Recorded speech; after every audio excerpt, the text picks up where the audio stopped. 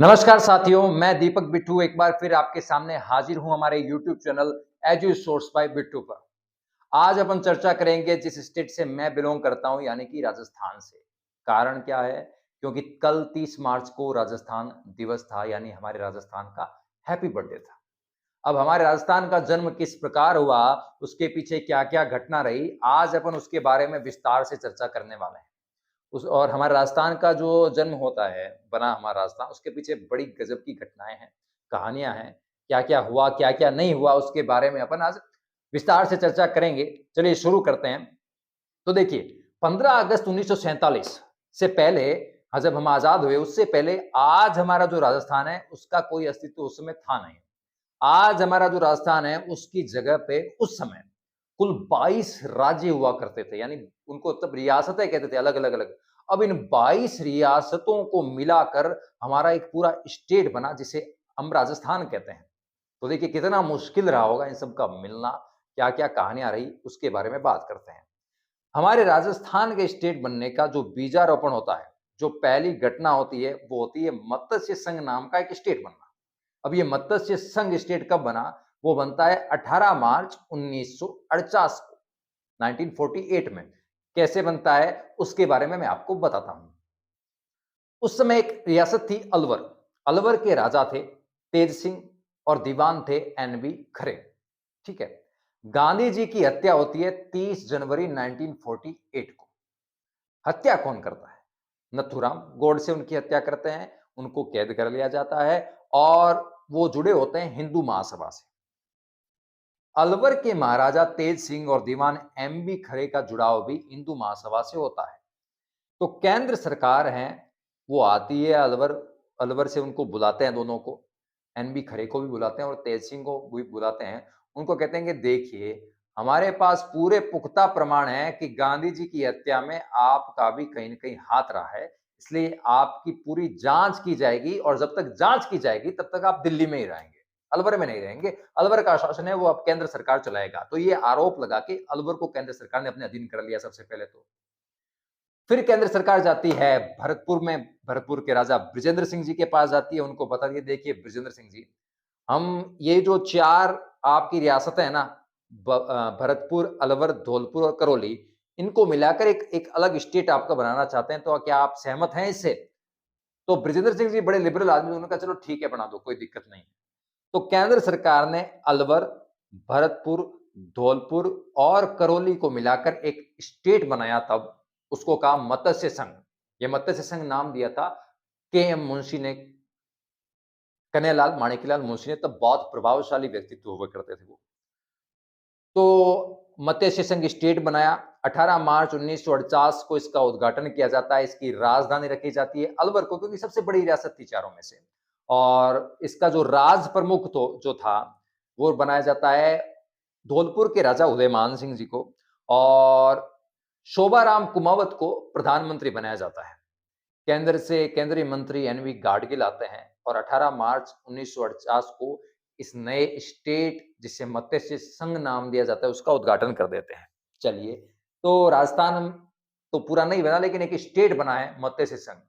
अब क्या होगा? अब 7 दिन बाद एक और दूसरा स्टेट बनता है। उस स्टेट को कहते हैं राजस्थान संघ।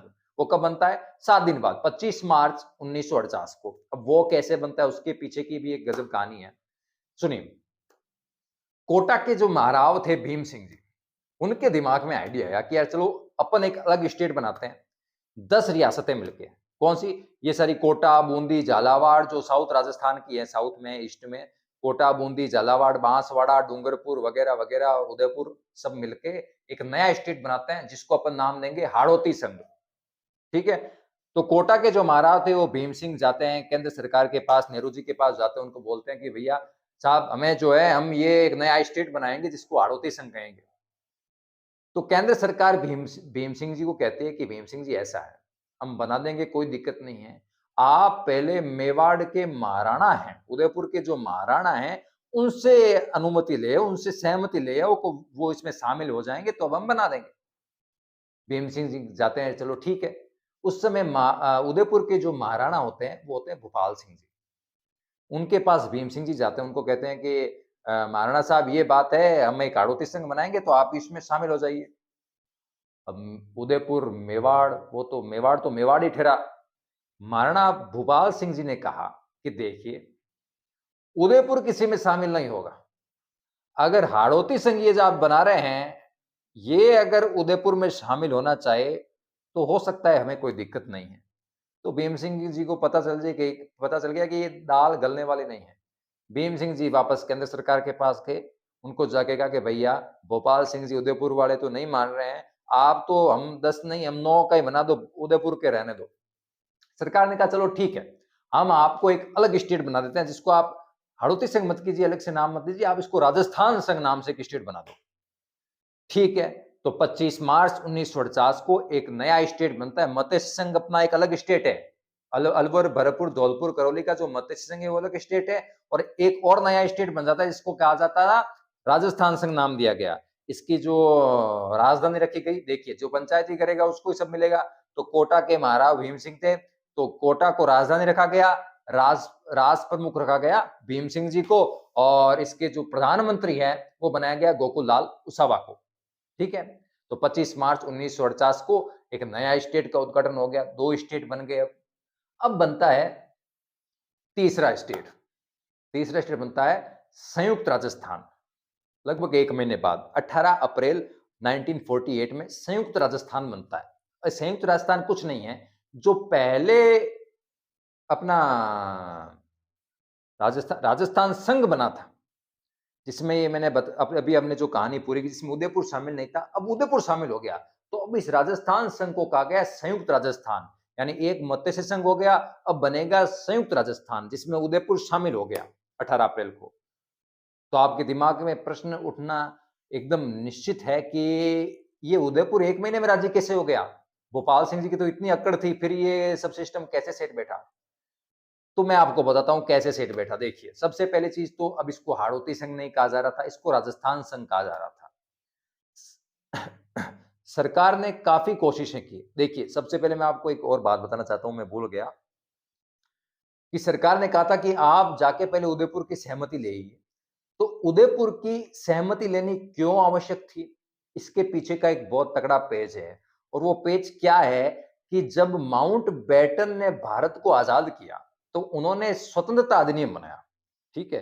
जो अंतिम वायसराय थे, उन्होंने एक स्वतंत्रता अधिनियम बनाया, उसमें ये नियम डाला था कि जो छोटी रियासतें हैं, उनको तो कैसे भी शामिल किया जा सकता है, कुछ भी किया जा सकता है उनके साथ, उनकी अनुमति लेनी आवश्यक नहीं है।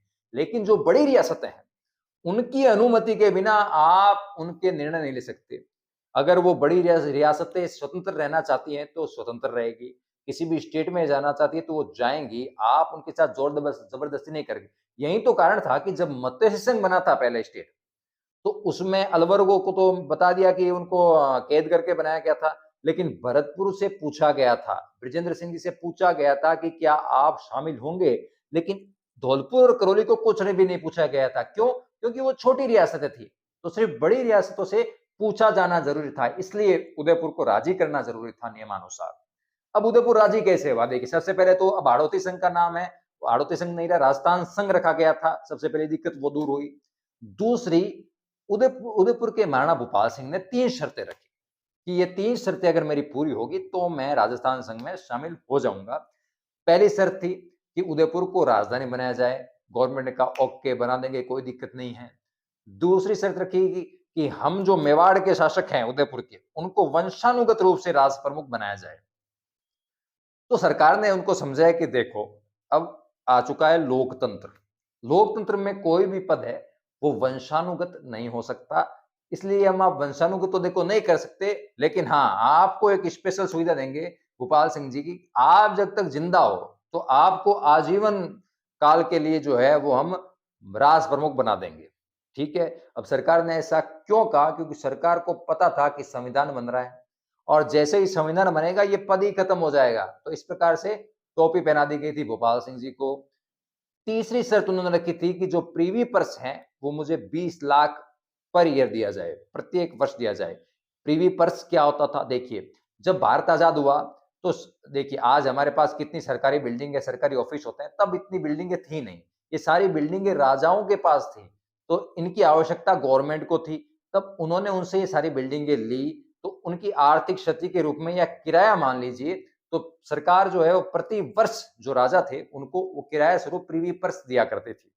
ठीक है? इसका अंत आगे इंदिरा गांधी जी ने प्रधानमंत्री जो थे हमारी उन्होंने इसका अंत कर दिया था। तो उदयपुर के महाराणा की 3 शर्तें थी। उदयपुर को राजधानी बना दिया, उनको आजीवन काल के राजप्रमुख बना दिया, तीसरा प्रिवी पर्स भी चलो दे देंगे 20 लाख। तो इस प्रकार से 18 अप्रैल 1949 को उदयपुर है, वो जुड़ जाता है राजस्थान संघ में और मिलकर बनता है संयुक्त राजस्थान। ठीक है?